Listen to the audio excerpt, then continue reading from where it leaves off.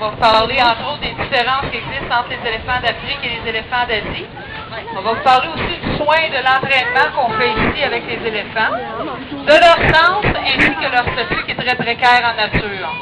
Avant de commencer, je vous les présente. Donc, Sylvain va travailler avec Toutoune.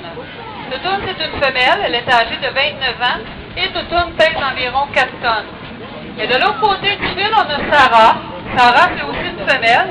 Sarah est âgée de 23 ans et Sarah pèse environ 3 tonnes et demi. Alors, pourquoi Sarah est de l'autre côté du fil électrique? Pour une simple raison de sécurité.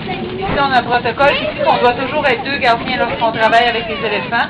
Alors, étant donné que je vous parle et que je n'ai pas le temps de surveiller mon animal, Sylvain travaille déjà avec Toutoune. Donc, on la met de l'autre côté pour ne pas avoir de mauvaises surprises, mais du moment qu'on va avoir terminé la présentation, on va les remettre ensemble. Alors maintenant, est-ce que des gens qui peuvent me dire ce sont des éléphants d'Afrique ou des éléphants d'Asie qu'on a ici? Afrique, la plupart des gens pensent que c'est Afrique. Oui, vous avez parfaitement raison.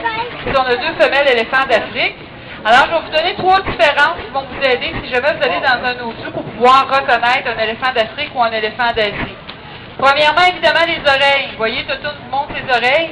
Donc, l'éléphant d'Afrique a des très grandes oreilles comparativement à l'éléphant d'Asie. L'éléphant d'Asie, les oreilles, moi, je vous dirais,